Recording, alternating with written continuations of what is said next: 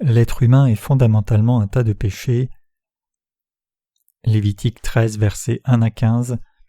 L'Éternel parla à Moïse et à Aaron et dit : Lorsqu'un homme aura sur la peau de son corps une tumeur, une dartre ou une tache blanche, qui ressemblera à une plaie de lèpre sur la peau de son corps, on l'amènera au sacrificateur à Aaron ou à l'un de ses fils qui sont sacrificateurs.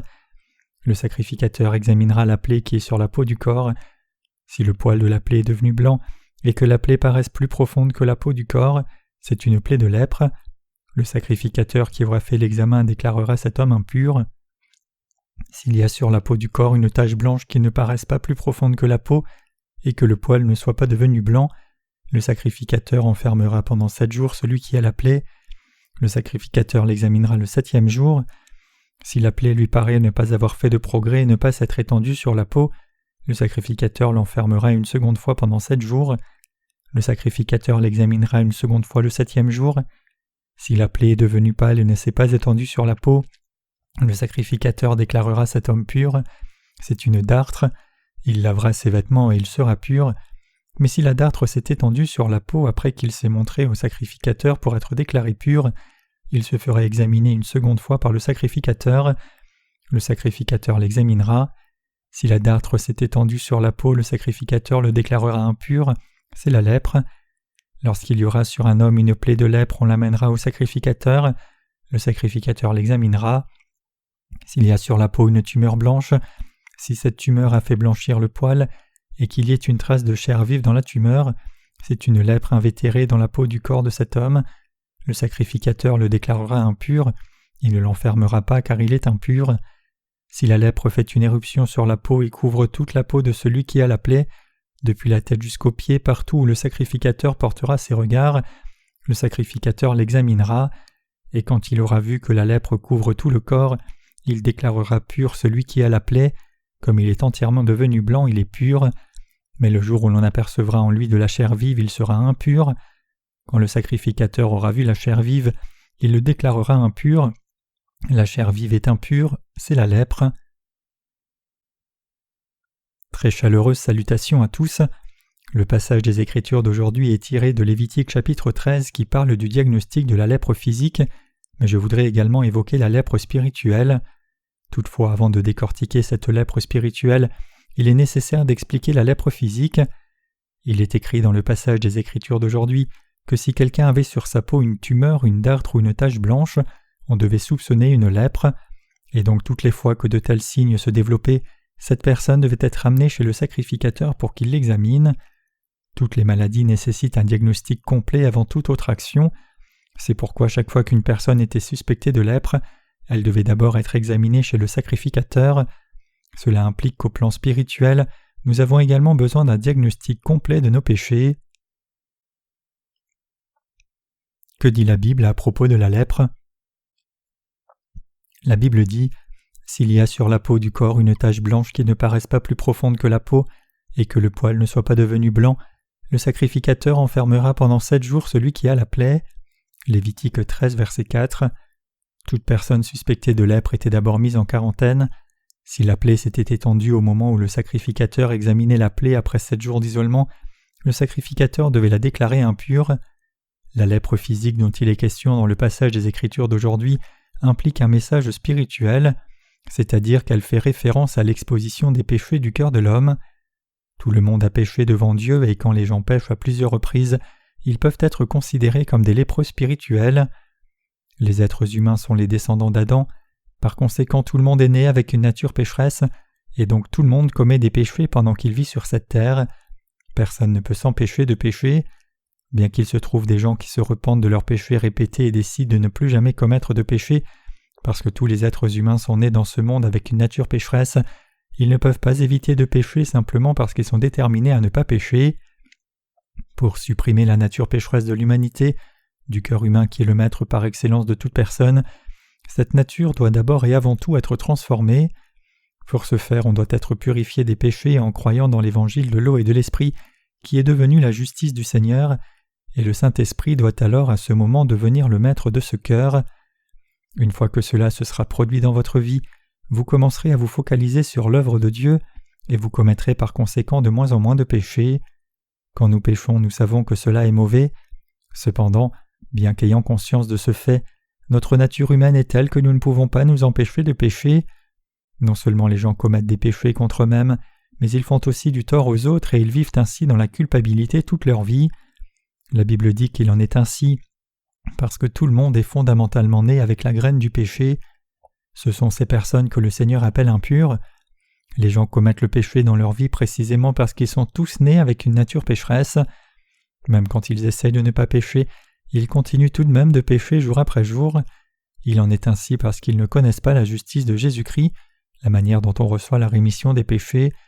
Cela peut s'expliquer par le fait que leur cœur ne soit pas habité par le Saint-Esprit.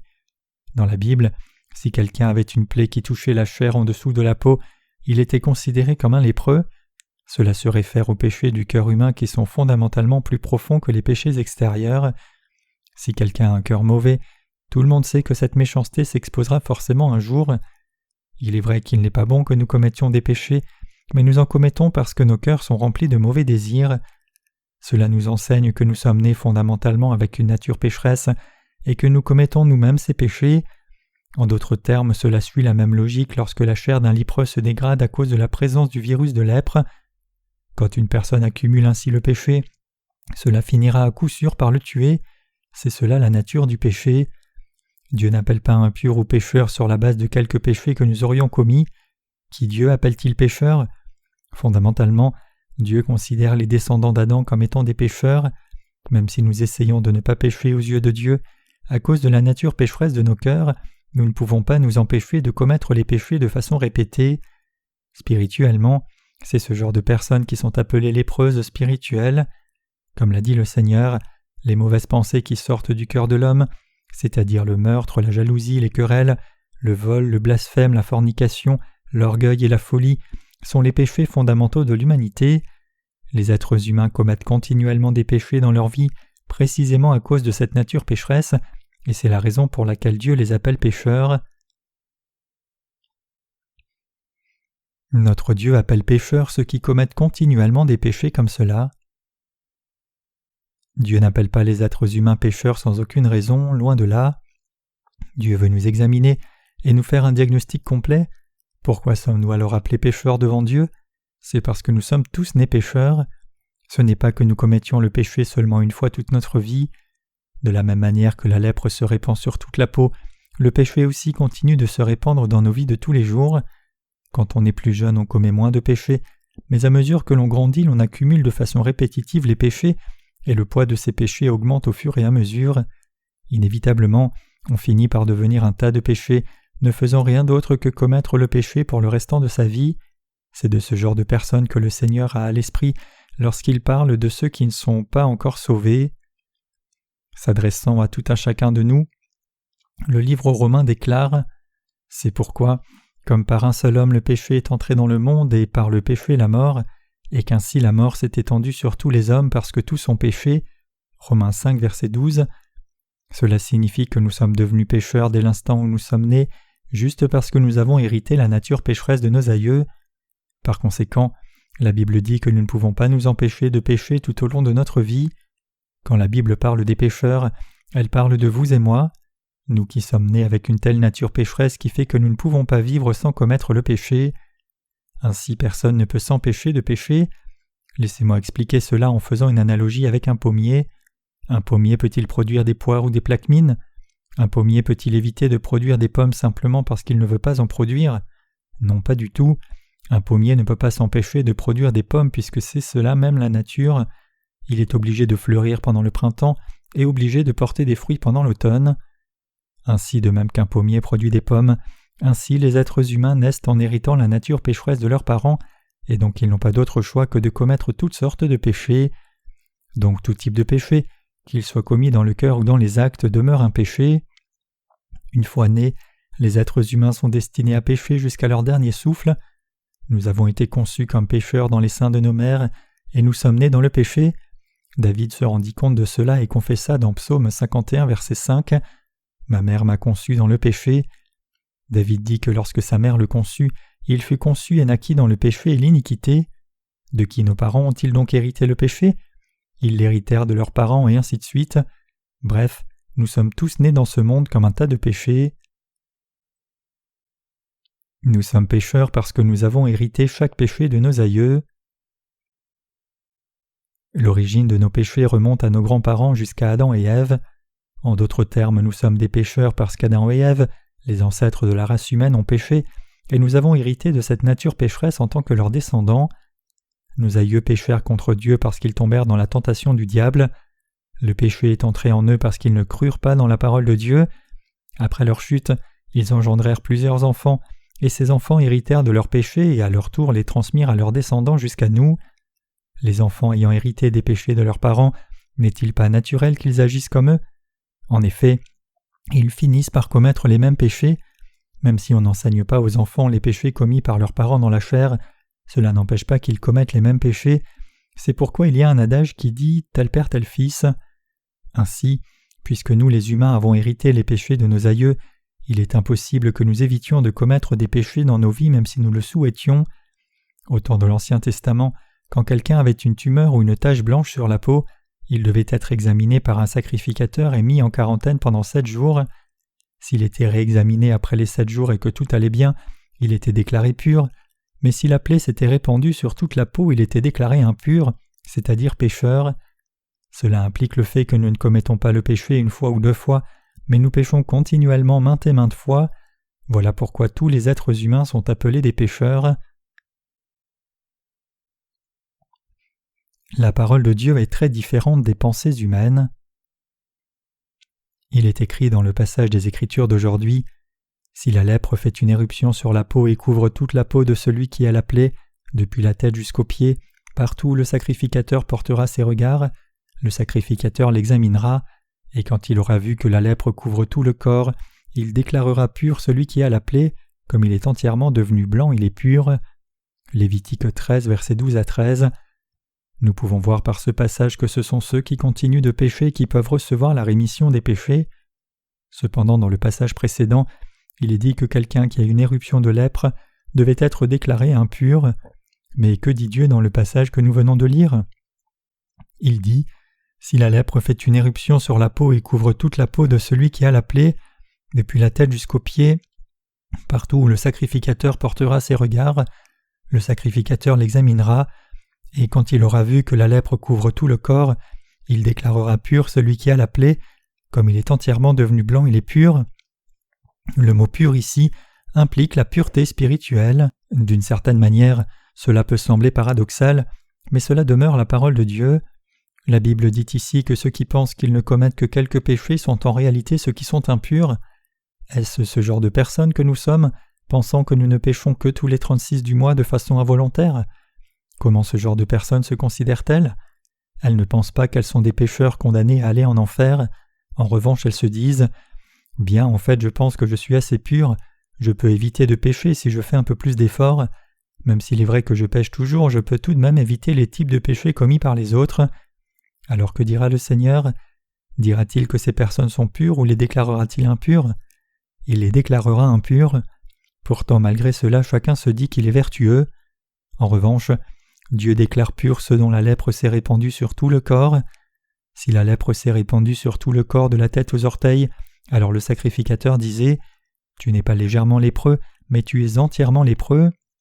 Tu es devenu alors pur. » Cela peut laisser perplexe, mais vous devez en saisir le sens spirituel. Dieu dit cela parce qu'il accorde la rémission des péchés à ceux qui sont entièrement pécheurs. En d'autres termes, alors que tout le monde commet des péchés aux yeux de Dieu, ceux qui disent qu'ils n'ont que quelques petits péchés resteront des pécheurs, incapables de revêtir la grâce de la rémission des péchés, et ces gens qui pensent qu'ils sont juste un peu pécheurs n'acceptent pas leur nature même quand un homme de Dieu leur dit qu'ils sont excessivement pécheurs et sont par conséquent destinés à l'enfer. Ils pensent qu'ils n'iront jamais en enfer pour leurs péchés. En revanche, il y a des gens qui reconnaissent leur état de pécheur et sont vraiment tourmentés par cela en réalisant qu'ils ont commis tant de péchés de façon répétitive.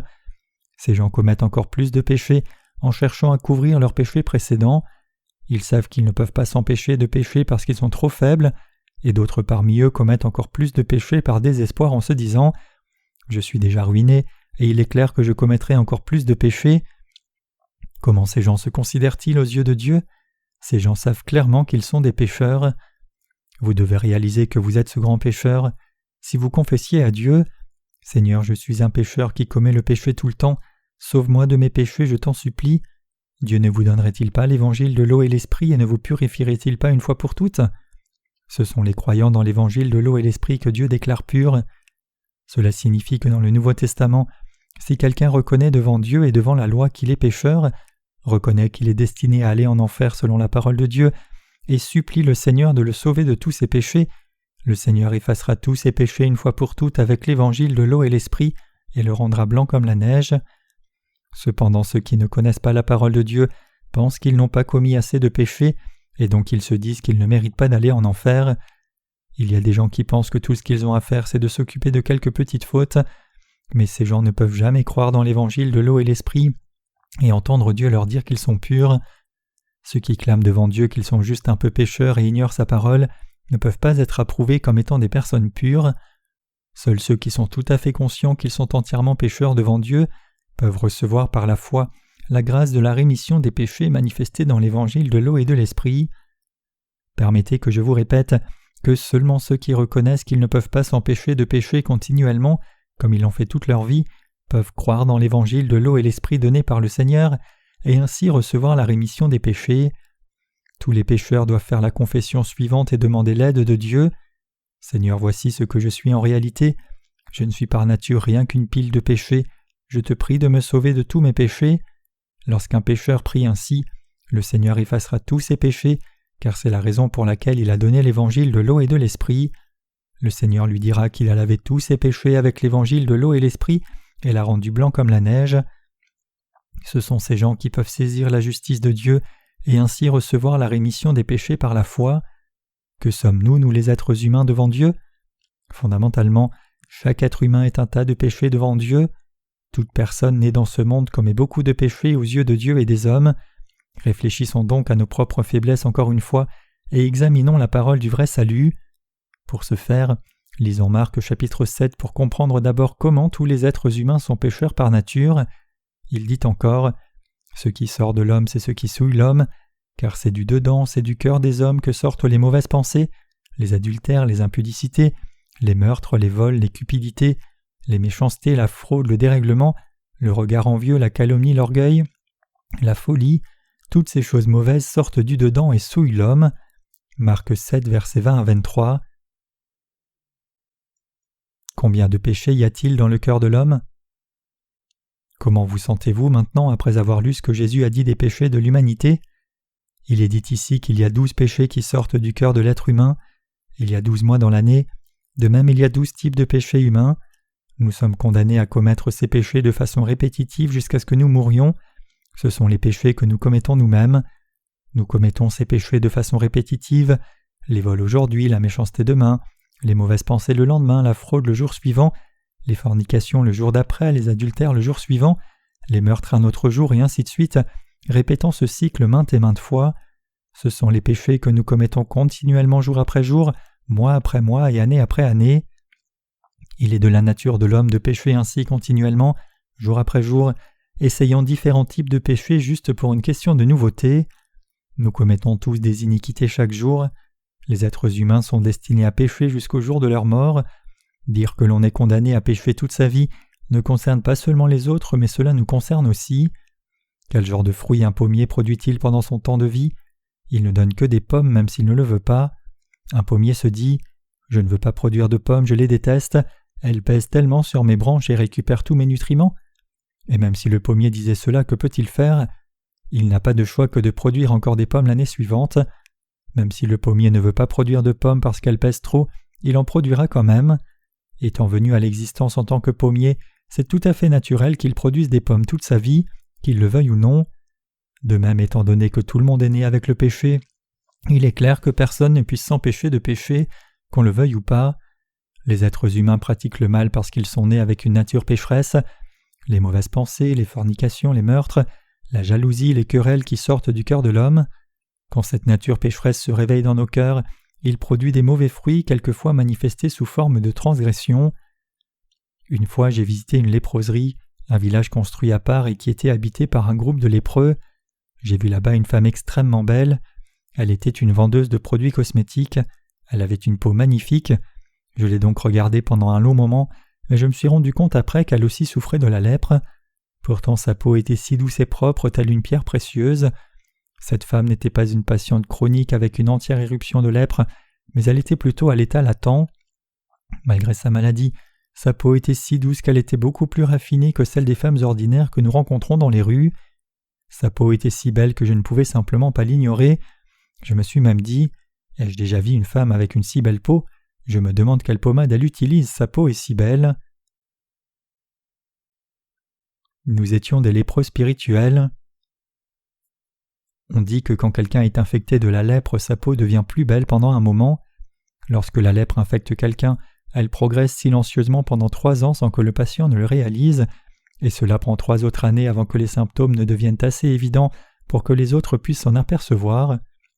Donc on peut cacher la lèpre pendant près de 3 ans après l'avoir soi-même détectée.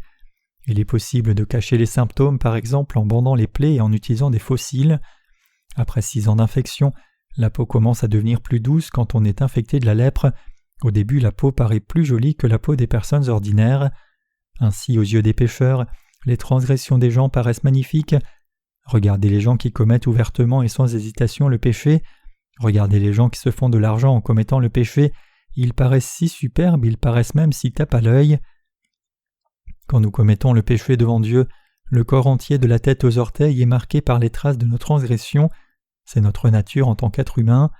Il est très facile pour nous de juste choisir une offense et nous dire « Voici tout ce que j'ai fait de mal aux yeux de Dieu, c'est ma seule erreur. » Cependant, Dieu voit que nous péchons toute notre vie et il dit que nous péchons constamment.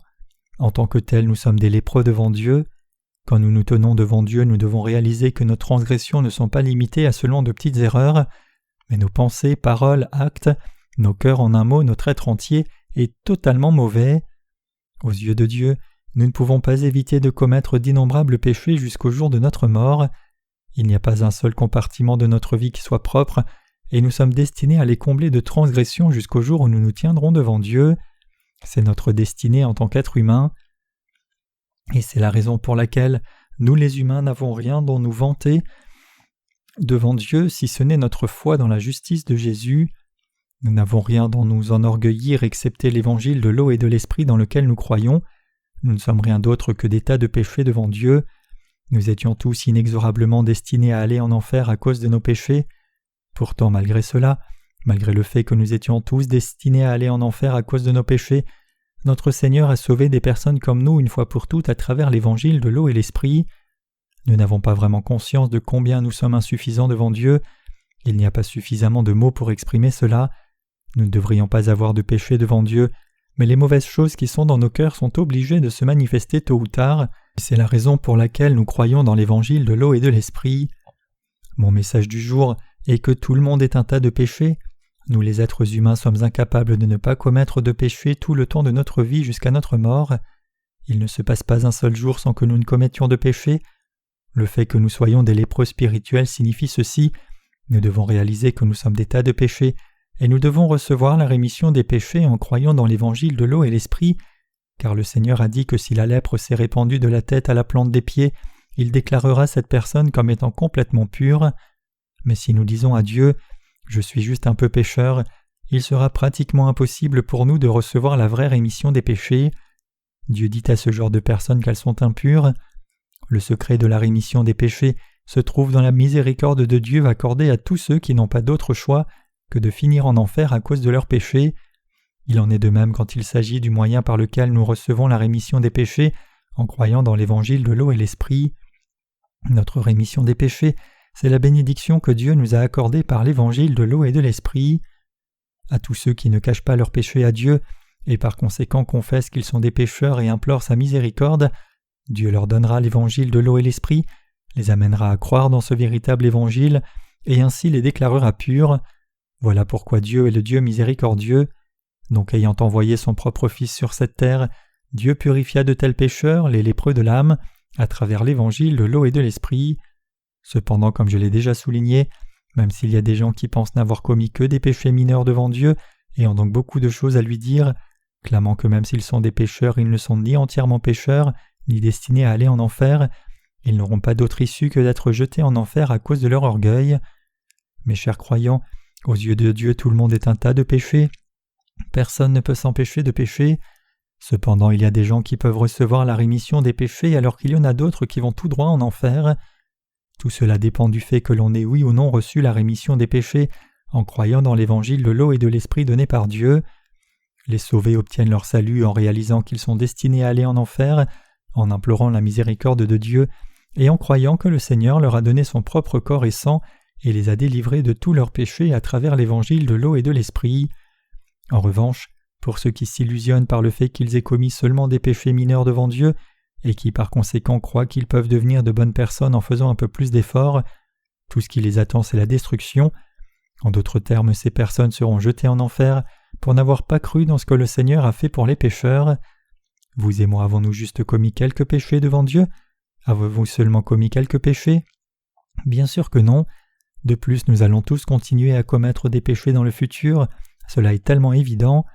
Aux yeux de notre Seigneur, ceux qui sont sauvés de leurs péchés par la foi sont ceux qui savent qu'ils sont entièrement pécheurs, s'assumant en disant « Je n'ai aucune vertu, je suis faible à tout moment, et il n'y a rien de bon dans mes actes et mes pensées.